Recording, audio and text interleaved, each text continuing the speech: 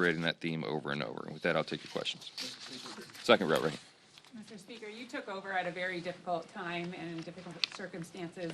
What has been your guiding principle for leading Congress at this time, and are there any lessons you can share that you've learned? That's great. Let's talk about that for about an hour. No, we have learned a lot of lessons. What we're doing right now is unprecedented. There's never been a change of a speaker mid-course in the history of Congress, and we did it at the time where we have the smallest majority in U.S. history. Almost literally. There was the 65th Congress in 1917 during World War I, before women had the right to vote, when they had a 0.43% margin. Ours is, by next week, will be 1.16%. That's the math. So one vote. And yet we have to govern, and we have to demonstrate that we can keep this thing together and keep the train on the tracks, and we are. And by getting appropriations bills done, and by moving key pieces of legislation, and by keeping the team together, we've demonstrated that. How do we stay focused? How do we do that? To me, it boils down to adhering and holding fast to our foundational principles.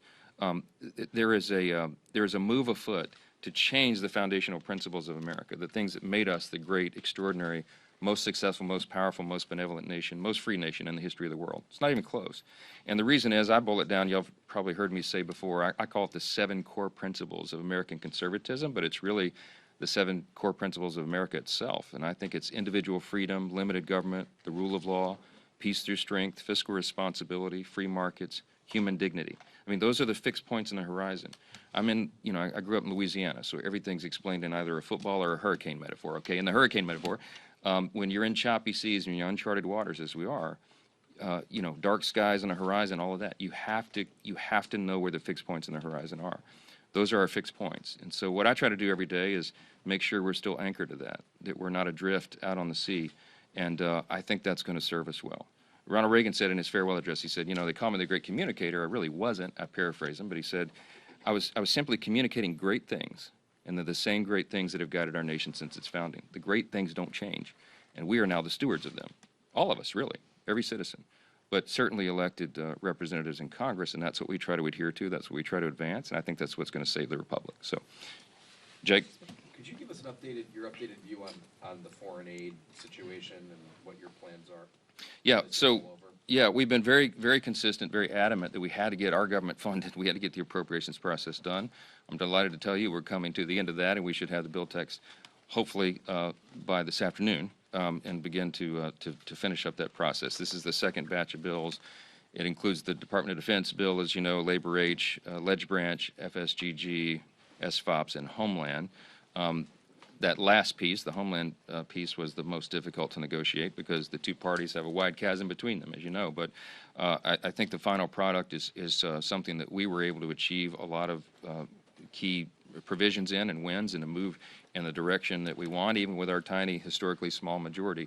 There was some very tough negotiation. But that having come to an end now, the attention, as I've said all along, will turn to the supplemental issues, and there's a number of avenues that we've been looking at to address that. And I'm not going to say today what that is, but just want you to know that that work has been done deliberately along the way. But we had to get the approps done first, and having done that now, we'll turn our attention to it, and we won't delay on that. Yeah, back row, and now I'll go over here, back row. What do you make of the former president's comments saying that Jews who vote for Democrats hate Israel and their religion? He doubled down on those as well just the other day. I don't speak for President Trump, but I understand the sentiment that he's trying to express. I mean, if you look at the voting records, look at the Israel funding. We talked about the supplemental. I've tried on 2 different occasions to push the Israel, funding request through. We did it with a pay-for initially, right out of the blocks, right after I became Speaker, and then we did a clean Israel bill, and the President issued a veto threat over that. I was stunned. I actually couldn't believe that he did that, and that peeled off, I think it was 160-plus Democrats voted against funding for Israel at the time where they're fighting for their very existence and need it so desperately. And so I think people interpret that, for what it is. I think the facts speak for themselves. I think you see the House Republicans and the Republican Party at large, and President Trump, for that matter, standing strong with Israel, and you see an increasingly large number of Democrats and a big faction of the Democratic Party who are standing against Israel openly. they're saying the quiet parts out loud, and to us that's alarming. I think it's shameful, and I think that's what President Trump's referring to. You know, his language is his language, but I think that's a sentiment that most of the American people understand, and that's how they interpret it. Front row. Yeah. Last question. Thanks, Speaker Johnson. You mentioned you're considering several possible avenues when it comes to providing additional aid to Ukraine. One thing that is being floated by some Republicans is that they're pushing this idea, if you're going to provide additional aid to Ukraine, do it in the form of a loan. Is that something that is on the table? Is that something that you would support? Well, I've not specifically talked about the mechanism of funding Ukraine. We're talking about the whole supplemental and all these pieces, whether they would go individually or as a package. All those things are being debated and discussed. And internally, I think there is a big distinction in the minds of a lot of people between lethal aid for Ukraine and the humanitarian component. There's talk about what we call the Repo Act that you all know, where you could use the seized assets of Russian oligarchs in some manner to pay for the support of Ukraine, and then the loan concept is being discussed. So there's a lot of thoughtful, deliberate work and discussion going on amongst subsets of members about all that. Look, we understand the role that America plays in the world. We understand the importance of sending a strong signal to the world that we stand by our allies, and we cannot allow terrorists and tyrants to march through the globe. You unsettle the world order since World War II if America is not projecting strength. And I'll say this again, and you hear me say this a lot, but I'm deeply concerned that this White House and this president are projecting weakness on the world stage.